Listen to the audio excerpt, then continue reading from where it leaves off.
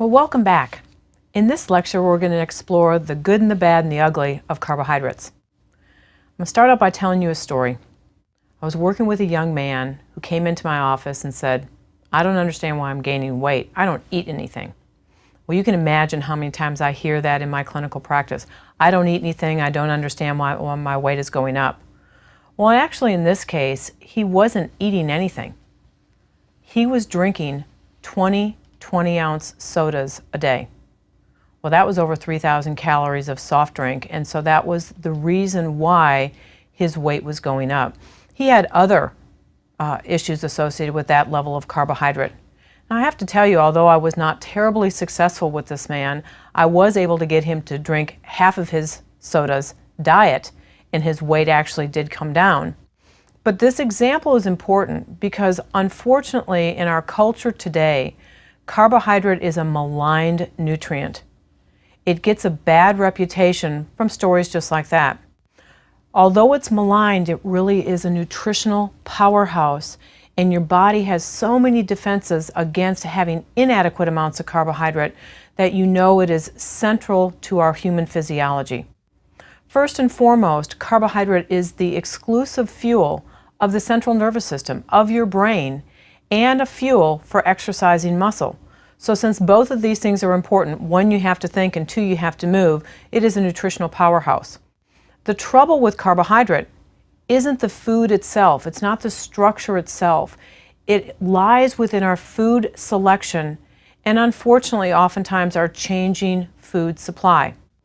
Well, in order to put this in perspective today, I think a little background or a little history on what's happened to our food supply in relationship to carbohydrate is an important one. Back in the early 1900s, we ate a lot of carbohydrates. We ate about 500 grams per day. Now I want you to think about grams for a second. A slice of bread is 15 grams of carbohydrate. A piece of fruit is 15 grams of carbohydrate. So you can see 500 grams of carbohydrate is a lot. You can imagine back in the 1900s we were a little bit more physically active. But on the carbohydrate landscape, whole grains dominated what we consumed. It was whole wheat bread, it was brown rice, it was these whole grain foods, it was whole oats that dominated our landscape in the early 1900s. Steady decline until the early 1960s, steady decline of whole grains until the 1960s essentially means that these whole grains were disappearing from the American dinner plate. Now, why was that the case? We began refining carbohydrates, and that process of refining means we take away that outer bran layer. We started refining carbohydrates about in the 1940s. But in the 1960s, this carbohydrate again started to climb. And why was that the case? Now keep in mind, we had a lot of carbohydrates in the early 1900s. We had a steady decline in these whole grains in the 1960s. But in the mid-1960s, we started to see total carbohydrate climb again. But in place of whole grains came highly processed, sweetened foods. Now, certainly since the early 1900s, the consumption of sweeteners has increased substantially, and in recent years been dominated by the creation of high fructose corn syrup. This shift in the American food landscape has been associated with the development of some chronic diseases, most notably type 2 diabetes. But is it the carbohydrate or is it the form? And as we go through this lecture, we're going to explore these dilemmas. But first, we're going to get to some carbohydrate basics. Carbohydrates are made up of three elements: carbon, hydrogen, and oxygen. Carbohydrates in foods exist in multiple forms, from the most simple to the more complex. Now, how a food gets categorized, however, depends on how many glucose or individual sugar units that are contained within this carbohydrate. So again, these categories of carbohydrates range from the simple to the complex. Now, what are the simple carbohydrates? These are termed simple sugars.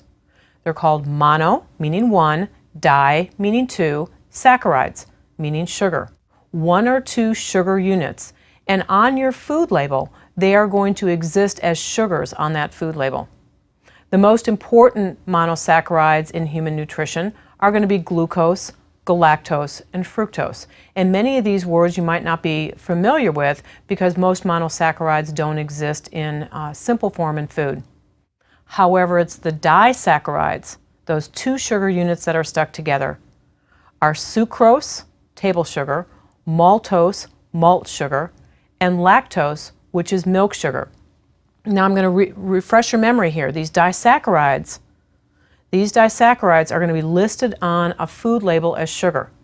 So you look at a carton of milk, and it will tell you that each serving of milk has 12 grams of sugar. That is not sugar added by the manufacturer, not at all. It's the sugar that Mother Nature put in milk, and the sugar in milk is lactose. It is a disaccharide. Now these disaccharides are obviously two monosaccharides stuck together. Sucrose is made up of glucose and fructose. Maltose is actually just two glucose units stuck together. And lactose is glucose and galactose. And keep in mind, for every disaccharide there is an enzyme that's going to split those into the more monosaccharide form. So for sucrose, there's sucrase, maltose is maltase, lactose is lactase. There's a corresponding enzyme. Table sugar, high fructose corn syrup, and the sugar in milk, again, are all these wonderful examples of disaccharides. Now, high fructose corn syrup is a relative newcomer in the American food supply. It was actually a creation of science in the 1960s. Enzymatic changes in corn syrup increased the fructose content from 15% in the original Mother Nature version to 42% during its first modification. Well, better advances through chemistry, further advances, if you want to call them that, increase the fructose concentration to 55%, and this is the form that is found in high fructose corn syrup in most soft drinks.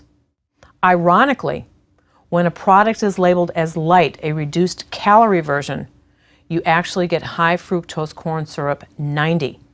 So again, in the creation of light foods or diet foods, many of the substitutions, when they reduce the fat content, they're actually changing the type of high fructose corn syrup that's found in many light foods. So we've got this mono and disaccharide version. Now we're going to talk a little bit about complex carbohydrates. Complex carbohydrates are groups of carbohydrates known as polysaccharides. And in this case, poly means many, but this means 20 or more sugar units stuck together in different forms. It can be in a chain, it can be branched in different forms. Given the length of the compound, it takes longer physiologically to break those molecules down into their component part. Let me state here that most of the absorption of carbohydrate, to get it from your gut into the blood, it has to be predominantly in a monosaccharide form. So the goal of your gut in breaking down these molecules is to chop them down to at least a disaccharide, but preferably a monosaccharide in order to be absorbed. So the digestion of that long complex carbohydrate takes a little bit longer time. Starches or complex carbohydrates are categorized by the organization of these sugar units in space. So for example, the amylose configuration just means those glucose units or those carbohydrate units are put together in a long chain. Keep in mind that in this chain molecule, the enzymes can only attack from the ends of that molecule. So in the case of a chain, it can attack at one end of the chain or the other, two places on that molecule. Amylopectin, however, is a branched chain configuration of a complex carbohydrate. And what this means is it looks like the branches of a tree. So there are actually more spots on that molecule for the digestive enzymes to attack. So amylopectin is going to be one of these configurations that is branch chain. The other interesting thing about this configuration is water can be held. Water can be held in between those branch chains, and oftentimes you get a little bit different property to that food. Now, when we think about complex carbohydrates, breads, cereals, and fruits are mostly complex carbohydrates. But Mother Nature, in her infinite wisdom, usually combines mono, disaccharides, and complex carbohydrates in these foods as well. But the true benefits of these whole foods, the true benefits of breads and cereals and fruit, is that, particularly in grains, they are 100% whole grains versus white bread. The carbohydrate content between a slice of white bread and a slice of whole grain are actually the same. They're the same, but the carbohydrate content's the same, but they behave differently. They don't act the same physiologically. Keep in mind also that not all the nutrients that are lost in the refining of that grain are replaced. Most notably, the two that stand out is fiber is not part of the enrichment process, nor is magnesium.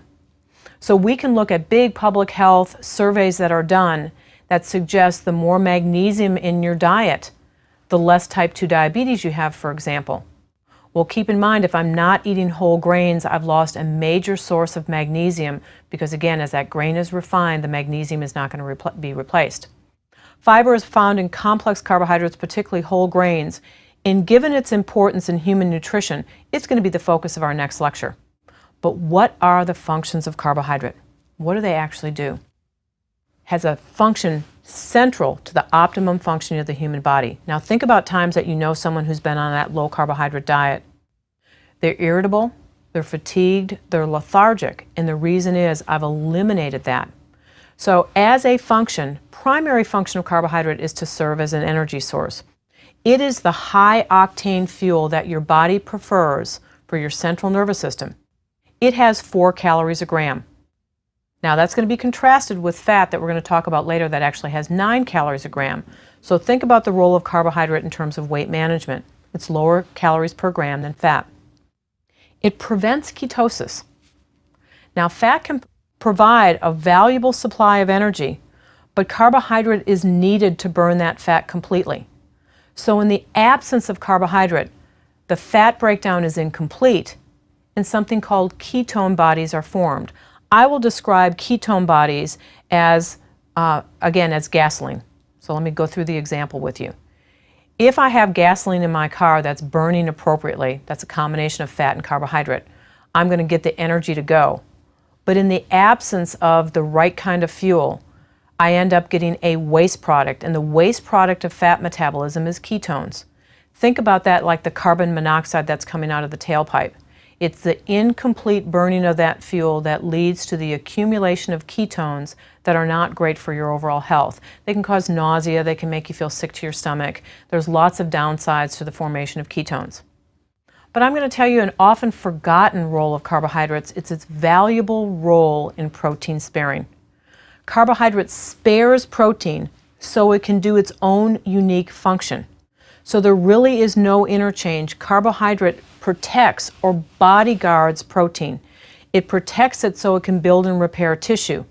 When there's inadequate energy in the form of carbohydrate, some protein will be broken down to provide the energy needed for basal metabolic rate. So think about it this way.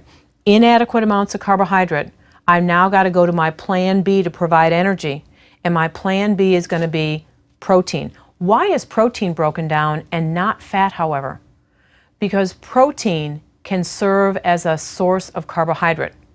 Protein can actually be sent to the liver and turned into carbohydrate if your carbohydrate intake is too low. So when I say that your body really must have carbohydrate for optimum functioning, for exercising muscle and for your central nervous system, I'm going to tell you in the absence of that, when there's not adequate amounts of carbohydrate, your body has a default plan. And the default plan is to send that very valuable lean mass or that very valuable dietary protein, it sends it to the liver to turn it into carbohydrate.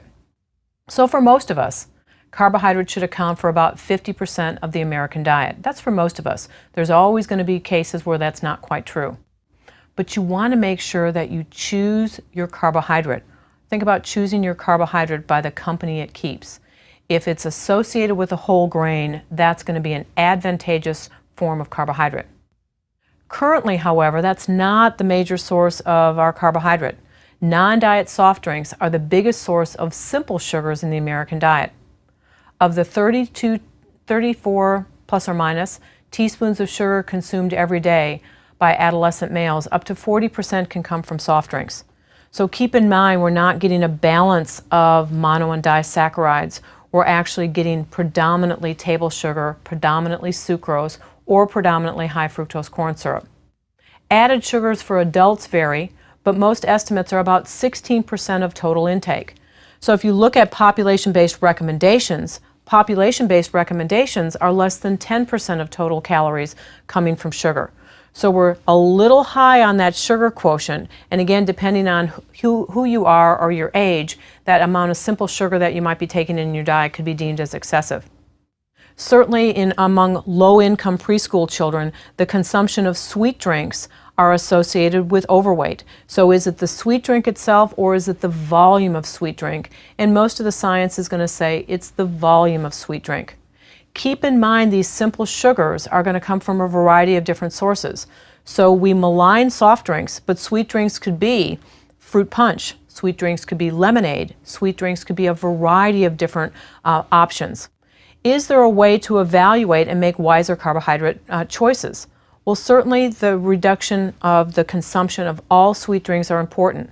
As an adult, think about the sugar or the flavoring that you put in your coffee when you go out and get a gourmet coffee. Think about the honey. It's all natural, isn't it? The honey that you put in your tea that is going to be a source of simple sugars. And again, for adults, just like there is for children, it can be soft drinks, it can be fruit punch, it can be lemonade. It can also be the sweet mixers with your alcoholic beverages. I'll give you an example. I actually assigned this to my Rice students. They went out to an area close to Rice University, and I gave them money to actually buy a standard margarita from a variety of different bars. Now, the amount of calories that were taken up from the tequila were about 150. But the margarita, the average margarita, contained 600 calories, all of that coming from the mixer. So oftentimes when we talk about sugars, we think about soft drinks and we don't think about some of the other things that might be significant in the adult American diet. Now, there's been a lot of controversy over juice. If someone is going to have juice, is that a sweet drink? Yes. Does it contain mono and disaccharides? The answer is yes. If you're making a juice choice, however, it should have 100% juice, not a fruit drink, not a fruit punch, 100% juice, and drink no more in the range of 4 to 6 ounces per day. Well, I'm going to challenge you to go to your cabinet and actually take the glass that you normally drink juice from and measure it. Pour in 4 to 6 ounces of juice into that glass and see whether or not you overdo. When I'm trying to put this in a visual, I also suggest think of your grandmother's juice glass. That tiny little juice glass that she had on her table on Sunday morning, that's in the range of 4 to 6 ounces. I don't have a glass in my home because I've measured. I don't have a glass in my home that's less than 10 ounces. So again, are we maligning the juice as a poor food? The answer is absolutely no. It's the volume of that sweet drink that contributes to sugar consumption for most of us. Beyond that reduction in simple sugars, think about adding more complex carbohydrates to your diet. More foods with natural fiber, things like vegetables, legumes, dried beans, and peas. And in doing so, you're going to have the best chance of increasing the fiber content of your diet, but you're also going to increase the wonderful nutrients that are in those foods that are oftentimes not even on our radar screen in terms of good nutritional value. Now, in addition to choosing less mono and disaccharides, trying to eliminate the sugars and increasing the whole grains, a new carbohydrate evaluation tool has emerged over the past few years. It provides insight into the body's use of carbohydrate, but more specifically, how quickly your blood sugar rises after the ingestion of a particular food. I want to review for you. Most carbohydrates are absorbed in a mono and disaccharide form. So when it reaches the blood, that is what impacts blood sugar. It's these mono and disaccharides. As we digest these foods and we break them down into their component parts, they reach the bloodstream at variable rates. Now, this tool is called the glycemic index. It actually measures how quickly does your blood sugar rise after the ingestion of a particular carbohydrate food. Each food is compared to, its reference standard is either compared to white bread or pure glucose. So when you look in your guidebook, you need to pay attention to what is going to be the reference food for which this is compared. So one of the problems we have in implementing glycemic index is we're not universally using the same reference food. Although somewhat controversial and complex, major studies indicate that those who eat a diet of high glycemic index carbohydrates have the greatest risk of many chronic diseases. Highest glycemic index have the greatest risk of many chronic diseases. So what does that mean? It means that the carbohydrate in that food was dumped into the blood supply at a rapid rate, and your body produces insulin to metabolize or to utilize that particular amount of carbohydrate. So the thought is it the carbohydrate or is it the insulin response? And I'm going to suggest to you most of the science is saying that if you eat a high glycemic index food, you're going to have a significant increase in the amount of insulin that is going to be produced. Now, I'll remind you that insulin is an anabolic hormone, and the development of heart disease and high blood pressure and cancer are all thought to have this anabolic or insulinogenic response. However, as scientists, we must know that many factors influence glycemic index, and these are foods, for example, that have mixed content of carbohydrate, protein, and fat. So, for example, the glycemic index of white bread might be high, but when I mix it on a hamburger bun with protein or fat, it's going to leave the stomach slowly and therefore exhibit a lower glycemic index response. Okay? The organization of the carbohydrate. Is it amylose or amylopectin? Remember, if it's in that long straight chain, it's going to take a longer period of time to chop that up. If the carbohydrate is arranged in an amylopectin form, if that's the form, it actually can raise the blood sugar more quickly. So for example, you can go to many of the glycemic index tools online, and they'll talk about the difference between a white potato and a red potato. Well, you think, isn't a potato a potato? No, the organization of that carbohydrate can be different in the red potato. The red potato actually has more amylose, and the white potato has more amylopectin, so it changes the glycemic index. Foods such as oatmeal, most whole grains, non-tropical fruits like apples and pears, legumes, dried beans and peas, minimally processed foods in general have a lower glycemic index. The way I describe it to my adolescent population is think of the food, the more hands that touch it, the more steps in the processing, in general, the higher the glycemic index. Chances are they've added more simple sugars in the processing of that food. Where if I get an apple from my mom's refrigerator, the only people that have touched it, I got it from the tree, I got it to the box in the grocery store. I haven't processed that in any way other than maybe washed it, which does not contribute to the glycemic index. So the challenge here is, where can we get good information? Well, the International Table of Glycemic Index and Glycemic Load are values from the American Journal of Clinical Nutrition and provide the glycemic index of some processed foods versus non-processed foods. Keep in mind, these are all single foods. They are plain. It's not a bagel with cream cheese. It's not lox and bagels. If they're evaluating a bagel, it is a plain bagel. Under grains, for example, the glycemic index of oatmeal is 58. The glycemic index of cornflakes is 81. And so oatmeal having a lower glycemic index is going to have possibly better health benefits than eating cornflakes. The carbohydrate could be identical. We're just looking at the way the body metabolizes or processes that carbohydrate. Under fruits and vegetables, for example, apples are 38, baked potato is 85. Significant difference. Other examples, lentils have a glycemic index of 29, angel food cake, 67. And jelly beans, and we all know what jelly beans are made of, they're pure sugar, have a glycemic index of 78. Certainly the dietary guidelines for Americans encourage consumers to eat minimally processed foods and limit sweeteners in their diet.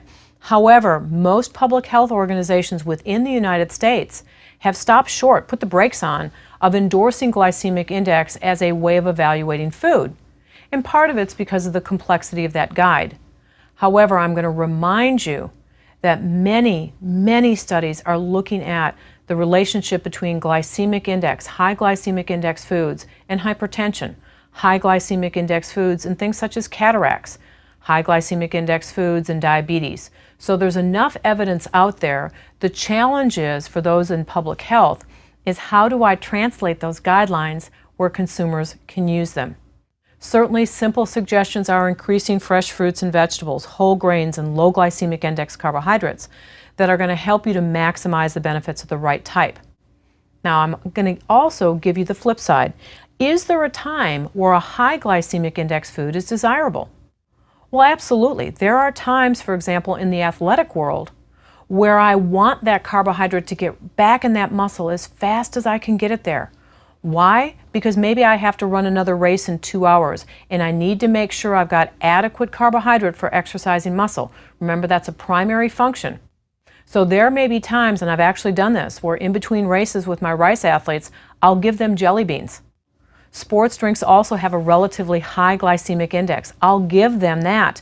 And the reason is I'm not really interested at that point in time in their overall dietary quality. I'm actually interested in their athletic performance. So there may be times that a higher glycemic index food is actually desirable.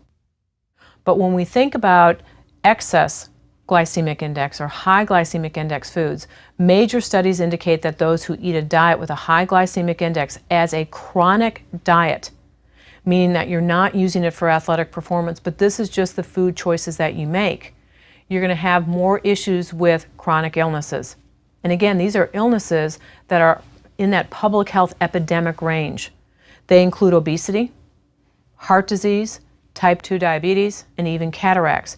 And as we get to the lectures on all of those chronic illnesses, this concept of glycemic index is going to come up over and over and over again as not only a management tool, which is going to be pretty key. It's a management tool.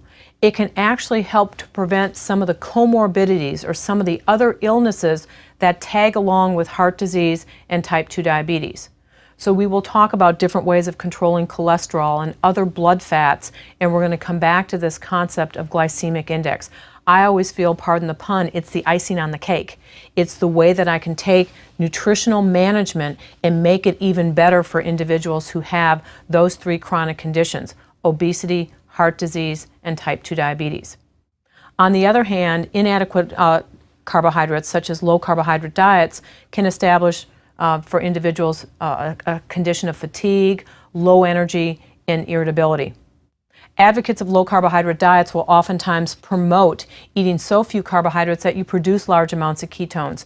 So this deficiency of carbohydrate is really a clinical problem in terms of human nutrition. As we know, the production of ketones can cause nausea, headaches, increase fluid and electrolyte losses from the body. So if you've ever known anybody on a low carbohydrate diet, they lose a whole lot of weight the first week or so, and part of that is because the ketones make them dump a significant amount of body fluid, and as we know, scale weight can change based on your level of hydration. Most experts agree that a carbohydrate level less in your diet of 130 grams per day can promote ketosis. That's probably more true in people who are actually out moving and exercising because they're burning up so much carbohydrate as fuel. So again, think again of that slice of bread, 15 grams of carbohydrate. A half to 3/4 of a cup of cereal, 15 grams of carbohydrate. A piece of fruit, 15 grams of carbohydrate. And what about milk? Milk has 12 grams of carbohydrate. Now, considering we eat mixed diets, think of that plate of spaghetti that you had. That plate of spaghetti actually has 60 grams of carbohydrate. Now, some frequently asked questions that I get, well, if carbohydrates and high glycemic carbohydrates are so bad for you, what about sugar substitutes? What about things such as Splenda, sucralose, Equal, which is NutraSweet, aspartame, or Sweet and Low, which is saccharin? I will tell you that these compounds, these artificial sweeteners, have been studied more in our food supply than other foods that we routinely consume. So you may have a personal allergic response. You might get headaches with any one of these sugar substitutes, but in general, they are deemed safe. There might be some caveats. Would I want a 2-year-old having a lot of artificially sweetened beverages? The answer is no. Would I want a pregnant woman having a lot of artificial sweetened beverages? The answers are no. And so that we get into this whole debate about should I drink diet soda. I probably would encourage you to be optimally hydrated to stick with plain water. But knowing that's not realistic for most of us, I think diet sodas in moderation can be a nice substitute. But considering Americans really struggle with moderation, what is moderation? Moderation is no more than 2 diet soft drinks per day. So that's where I will draw the line on moderation. So if you're someone who's drinking 6 or 7, you cross the line in moderation. I would encourage you to get a little bit more central. Now, what about individuals that are told to drink juice?